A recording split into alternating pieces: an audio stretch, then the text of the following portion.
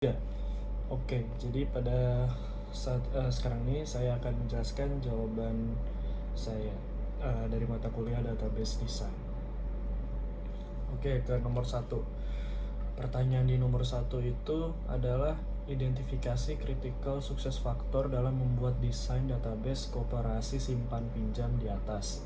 Oke. Eh, Jawaban saya pertama ada bekerja secara interaktif dengan pengguna sesering mungkin.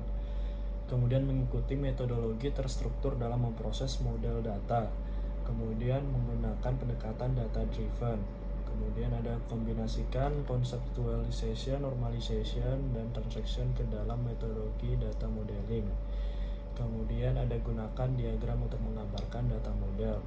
Kemudian gunakan DBDL atau Database Design Language untuk menggambarkan tambahan data semantik yang tidak dapat ditampilkan dalam sebuah diagram. Selanjutnya ada membuatkan data dictionary untuk membantu diagram data model dan DBDL. Kemudian ada menggabungkan struktural dan integrity ke dalam data model. Selanjutnya ke nomor 2. Nomor 2 itu ada identifikasi logical database design berupa IRD dengan entity yang terlibat untuk melengkapi setiap entitas dengan atribut, tipe data, relasi, dan berikan asumsi Anda jika ada multi-valued atribut.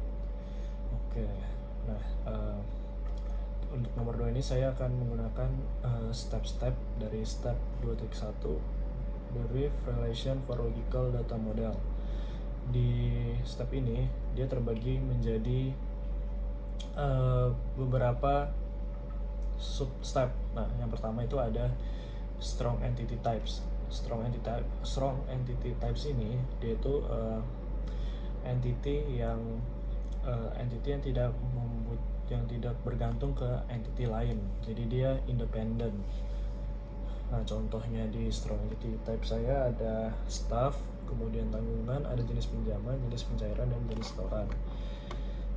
Selanjutnya ada weak entity types. Nah, weak entity types ini kebalikan dari strong entity types. Nah, di weak ini dia tidak independen alias membutuhkan entity lain. Di saya ada anggota, pendaftaran, saham, setoran, tarikan, pinjaman. Selanjutnya ada one to many binary relationship types. Jadi di step ini tuh kita mengidentifikasi semua relationship yang one to many. Di saya ada nomor staff ke pinjaman, kemudian nomor staff ke tarikan, nomor staff ke setoran, nomor staff ke pendaftaran, nomor anggota ke saham, nomor anggota ke tanggungan, nomor anggota ke pinjaman, nomor anggota ke tarikan, nomor anggota ke setoran. Nah, selanjutnya ada one to one binary relationship types. Nah, di one to one ini terbagi lagi menjadi dua. Pertama, mandatory participation on both sides of one to one relationship. Artinya itu relationship of one to one ini dibutuhkan di dua sisi alias atau di dua entity yang bersangkutan. Nah, di saya ada tarikan dengan jenis pencairan, setoran dengan jenis setoran, pinjaman dengan jenis pinjaman. Kemudian yang kedua ada mandatory participant on one side of one to one relationship. Ini kayak bukan kebalikan sih, cuman dia cuman ke satu sisi doang yang ini yang boleh atau mandatory. Di saya ada pendaftaran anggota. Selanjutnya one to one recursive relationship saya nggak ada. Terus superclass atau subclass relationship types nggak ada juga. Complex relationship types juga nggak ada. Kemudian multi-value attributes. Nah, saya ada dua. Pertama, entity tujuan peminjaman dari pinjaman. Terus create new entity alamat dari anggota. Selanjutnya ke step 2.2. Di step ini validate relation using normalization. Ya, ini normalisasi biasa, setiap entity kita normalisasi. Ini jawabannya. Step selanjutnya step 2.4 check integrity constraint. Apa itu? Jadi di step ini kita mengecek constraint-nya gitu, constraint-nya. Nah, jadi yang ada foreign key-nya kita reference, kemudian on update, cascade, on delete, set null gitu. Ya, ini saya ada anggota pendaftaran saham, setoran, tarikan, pinjaman. Nah, udah. Step selanjutnya detik 5 review logical data model with user. Ya, ini penjelasan. Kemudian step 27 juga sama, check for future growth. Kemudian ada ERD saya di sini. Selanjutnya ke nomor 3. Nomor 3 itu terjemahkanlah logical database design tersebut menjadi physical database design atau design based relation. Nah, sebenarnya di soal juga dia cuma minta design based relation, cuman saya membuatnya juga berdasarkan step-step dari step 3 sampai step 6.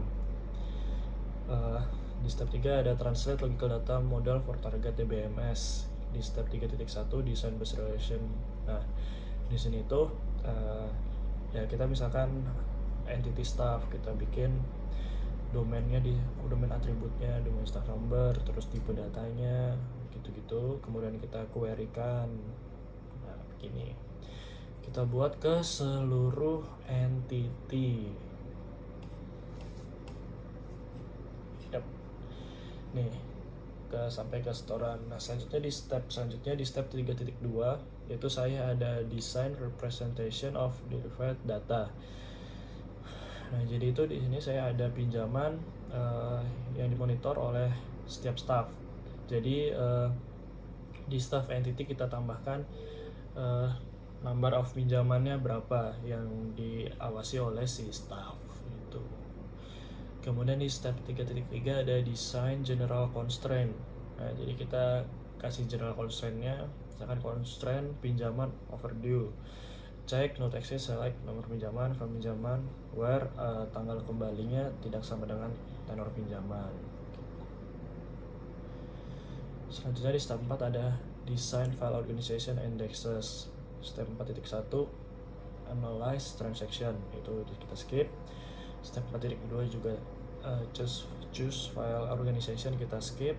Terus step 4.3 choose indexes, itu saya ada 2.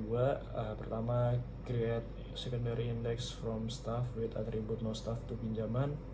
Kemudian create secondary index from anggota with attribute no anggota to saham.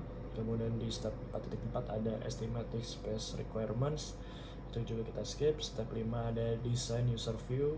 Nah, user view saya ada 2. Pertama, anggota consisting of staff and saham user view. Kemudian staff consisting of pinjaman, pendaftaran, tarikan, dan setoran user view. Step 6 ada design security mechanism, itu juga kita skip.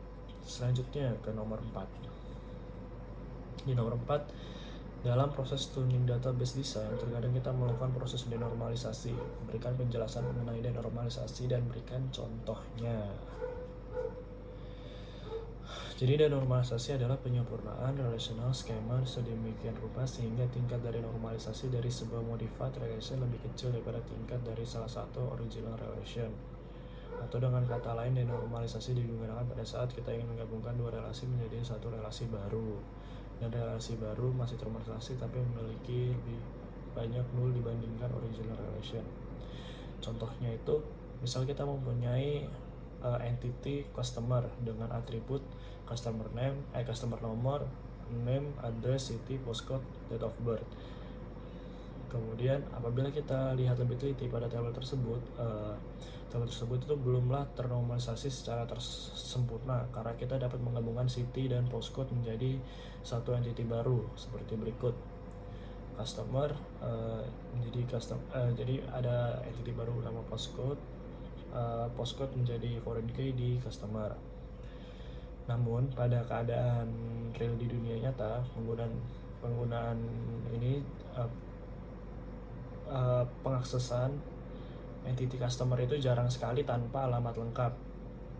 Ini berarti apabila kita ingin mengakses customer dengan alamat lengkap, kita butuh menjoinkan tabel customer dengan postcode. Nah, hal ini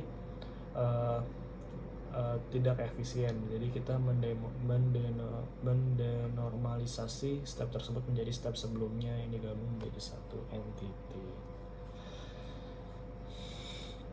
Eh, Sekian. Oh ya, tambahan, eh, semua jawaban saya ini berdasarkan dari buku Database System: A Practical Approach to Design dengan ISBN segini.